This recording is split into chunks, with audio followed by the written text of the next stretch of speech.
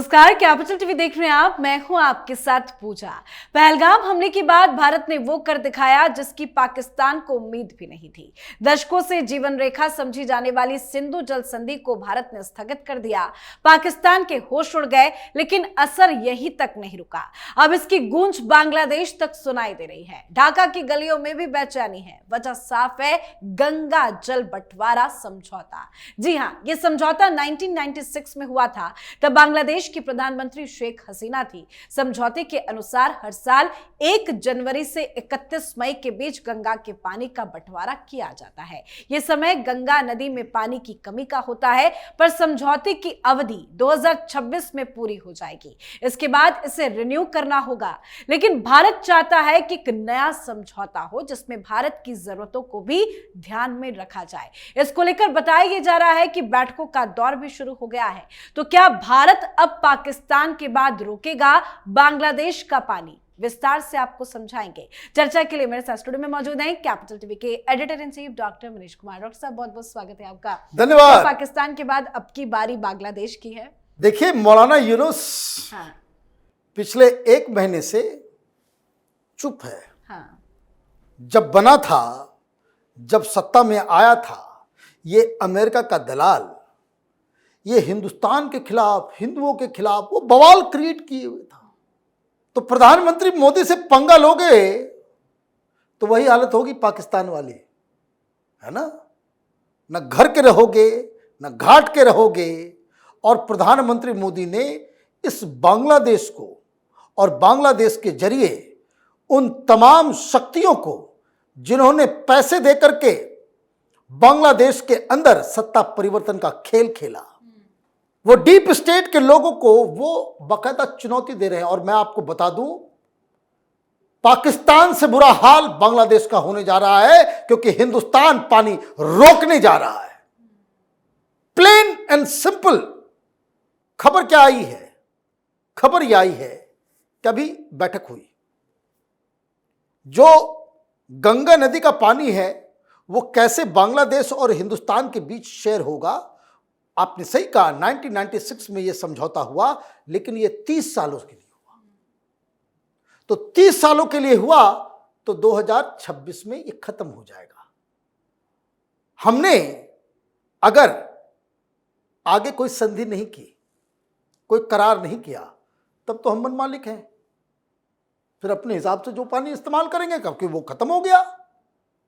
और अगर होता है तो हिंदुस्तान की सरकार ने चाबी घुमा दी है।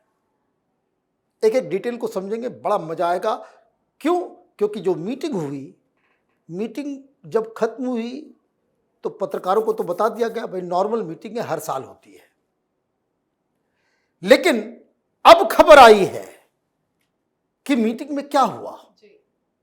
मीटिंग में बांग्लादेश को साफ साफ कह दिया गया कि ये विदेश मंत्रालय के एक सूत्र जो उस मीटिंग में मौजूद थे, उनको कोट करके बता रहा हूं मैं, कि it was a routine meeting but it allowed us to clearly express that India's development needs are rising, that will have to reflected in the terms of any future treaty. Diplomacy के language को आप समझिए। वहाँ जिस तरह से हम लोग बातचीत करते हैं, सरकारें इस तरह से नहीं बात करती। डिप्लोमेटिक लैंग्वेज में ये कहा गया है उनको, ओवर, नो फ्रीबीज। तुम्हारा नेता, तुम्हारी सरकार वहाँ इंडिया के खिलाफ तमाशा करोगे। अभी तो ट्रेड बैन किए हैं, अभी तो है जो इनलैंड पोर्ट्स है वो बंद हमने किया है, अभी तो हमने कॉटन के ऊपर, बिजली के ऊपर, तुम्हारे एक्सपोर्ट के ऊपर, तुम्हारे इंपोर्ट के ऊपर हमने चाबी घुमाई है। ये तो पानी रोक देंगे, ये तो एटम बम से ज्यादा खतरनाक हो जाएगा। क्यों हो जाएगा, इसको समझिए। क्या कहा जा रहा है कि हिंदुस्तान ने इस मीटिंग में कह दिया कि हमारे डेवलपमेंटल नीड्स बढ़ गए। डेवलपमेंटल नीड्स बढ़ गए मतलब हमें और पानी चाहिए, पुराना वाला नहीं चलेगा। डिप्लोमेटिक लैंग्वेज में कहा गया। और दूसरा ये कहा गया कि आपको ये चीज एडजस्ट करना पड़ेगा in terms of any word आने का मतलब ये हो गया कि ये ट्रीटी भंग भी हो सकता है, नहीं मानोगे तो भंग कर देंगे। तो क्या है ट्रीटी में और कैसे बांग्लादेश फंस गया? गंगा नदी बहती है, बिहार से क्रॉस करके वो बंगाल में जाती है जी। और बंगाल पहुंचते ही वहां फरक्का डैम बनाया गया। ये 1976 में वो डैम बन के तैयार हुआ। अदरवाइज पहले गंगा की नदी बाढ़ आया, पानी आया, सब चला गया। लेकिन हमें पानी की जरूरत है, बंगाल को पानी की जरूरत है इरिगेशन के लिए, इंडस्ट्री के लिए, तो वहां फरक्का बैराज बनाया गया। फरक्का बैराज के बाद वहां पे सरकार के साथ वो शॉर्ट टर्म कभी 1982 में ऐसे वैसे होता रहा। लेकिन जब पहली बार शेख हसीना बनी तो हिंदुस्तान के साथ उनकी वैसे ही लगाव, दोस्ती। उन्होंने कहा कि अब ये मत करो, जरा हम लोग को भी डेवलप होना है, हम तो आपके साथ ही हैं।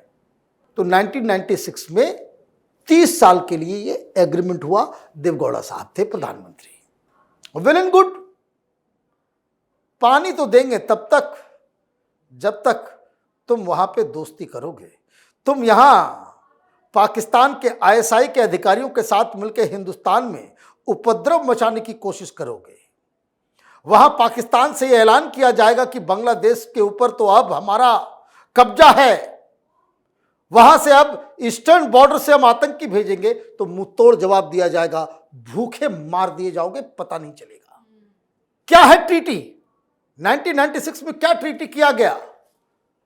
तो गंगा नदी तो विशाल नदी है, लेकिन सुखाड़ का भी समय होता है, पानी कम होता है।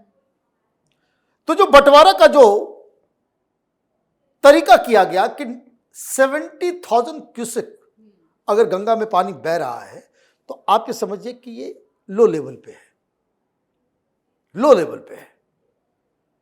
तो अगर 70,000 क्यूसेक या उसके नीचे है तो दोनों ही देश 50-50% पानी ले लेगा। तो गंगा में जितना पानी, आधा पानी हिंदुस्तान का, आधा पानी बांग्लादेश में भेज देते हैं। और अगर 70 से 75 के बीच में है तो थोड़ा सा ज्यादा है लेकिन कम ही पानी। तो उसमें क्या करते हैं, उसमें हम 35 जो है वो 55% उधर चला जाता है और बाकी जो है वो हम लोग अपने पास रख लेते हैं। 35 जो है वो बांग्लादेश को देते हैं, बाकी जो बच जाएगा वो हम लोग ले रख लेते हैं अगर ज्यादा हुआ। और अगर 75 से ज्यादा है तो हम 40,000 क्यूसेक पानी जो है रखते हैं, बाकी उधर बहने देते हैं। अब ममता बनर्जी भी कह रही भाई पानी का कमी है, जनसंख्या बढ़ रही, पानी भी चाहिए। बाकी जगह तो जल नल पहुंचा दे रहे हैं, सिंधु का भी पानी जो है वो हरियाणा राजस्थान तक जा रहा है, नर्मदा का। लेकिन बंगाल में, झारखंड में पानी कहां से आएगा? यहीं से आएगा। तो अब इसके ऊपर निगोशिएशन होगा। अब इस बात को आप समझिए, पानी की किल्लत वैसे भी है बांग्लादेश में। शेख हसीना जब तक थी तब तक हम लोग थोड़ा सा और भी बड़े दिल रख करके पानी देते रहते हैं। चलो भाई, दोस्त मुल्क है ना। लेकिन अब तो वहां मौलाना बैठ गया यूनुस, वहां चाइना बुला रहा है। क्या कह रहा था ये कि जो चिकन नेक है वहां पे चाइना को बुलाएंगे, बिठाएंगे, वहां पे एयरबेस बनाएंगे। हाँ, यही कह रहा था ना।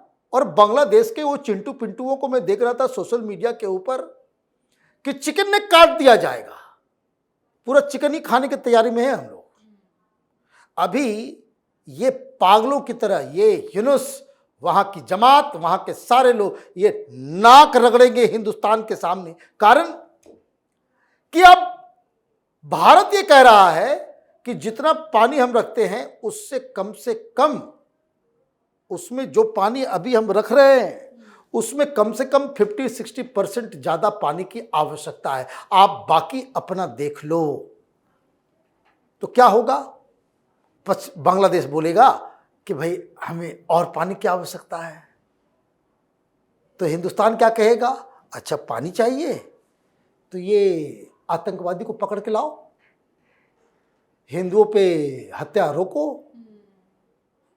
अब यही तो निगोशिएशन इसी तो होता है। फिर हम बोलेंगे भाई तुम मछली नहीं भेज रहे थे अभी अभी। अच्छा, दुर्गा पूजा में पश्चिम बंगाल में, बिहार में लोग हिलसा खाते, वो पश्चिम बंगाल में लोग कहते इलिश, वो मछली। ये पागल आदमी ये कह रहा था कि भाई कोई एक्सपोर्ट नहीं होगा। हिंदुस्तान ने कहा कि मरो, नहीं करना है, हम अपना पकड़ लेंगे। तो आप ये देखिए कि ये इस तरह की जो एंटी इंडिया सेंटिमेंट्स जगाने का काम हो रहा था कि भाई शेख हसीना को दो तो हम यहां जाएंगे वहां।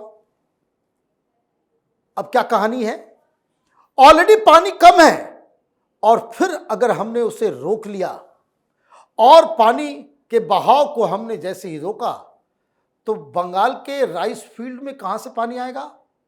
कहां से पानी आएगा? ढाका में कहां से पानी आएगा? वहां के किसानों के पास, और गर्मी के दिनों में जब गंगा सूखी होती है, जब पानी को और भी रोक दिया जाएगा तब तो ढाका का इलाज। तो ये जो पाकिस्तान में सिंधु जल संधि हमने रोका तो पाकिस्तान कैसे अब देखिए सुधरा हुआ है। इसाक डार आकर के कह रहा है कि नहीं नहीं नहीं, हिंदुस्तान का पोजीशन सही था, है ना। ये सारे लोग अभी देखिए कोई इंडिया के खिलाफ कुछ बोल रहा नहीं, क्योंकि अब इनका नशा टूटा है।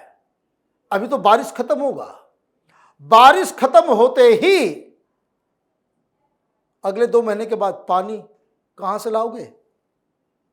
ऑलरेडी ये फसल बर्बाद हो गया बारिश की वजह से। अगला गेहूं जब आप डालोगे तो फिर कैसे आप सारा काम करोगे? ये खतरा है और यही प्रधानमंत्री मोदी का ब्रह्मास्त्र है जो बांग्लादेश को सीधे लाइन पे, सीधे रास्ते पे लाने के लिए इस्तेमाल होगा। और ये पानी को कम करना है, पानी को रोकना है, ये बांग्लादेश के अपनी नीतियों के ऊपर डिपेंड करेगा। जी, बहुत बहुत धन्यवाद सर समझाने के लिए। धन्यवाद। तो पाकिस्तान के खिलाफ सिंधु जल संधि को रोकने का फैसला इस बात का संकेत है कि भारत राष्ट्र हित से बड़ा कोई रिश्ता नहीं मानता और यही संदेश बांग्लादेश तक भी जा रहा है। अगर राजनीतिक संबंधों में दरार आई तो गंगा तीस्ता का पानी भारत अपने हित में रोकने से हिचकेगा भी नहीं। नई सदी का भारत अब पुराने समझौते में बंध कर नहीं रहेगा। तो आपकी क्या राय है, कमेंट करके लिखिएगा। देखते रहिए कैपिटल टीवी। नमस्कार।